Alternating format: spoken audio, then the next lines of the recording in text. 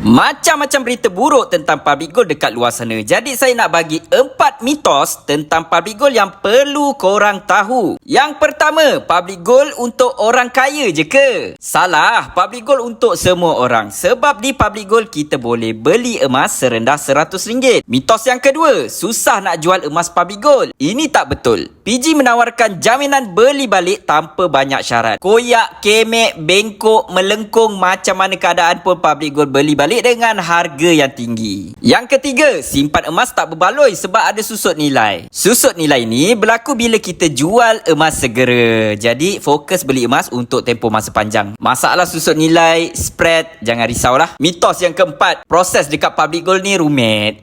Mana ada rumit? Dekat public gold mudah je. Kita buat online semua. Beli online, nak withdraw online, mudah. Dan yang paling penting, kena daftar dengan dealer public gold yang aktif. Kalau ada masalah, kita boleh ada rujukan. Jadi itulah 4 mitos yang biasa kita dengar dekat luar sana. Lepas dah dengar penerangan saya ni, apa lagi? Jom kita mulakan tabungan emas dengan hati yang lapang, terbuka, senang hati. Kepada siapa yang belum lagi ada akaun public gold, jom bersama saya kita daftar akaun secara percuma sahaja. Jom kita menabung emas.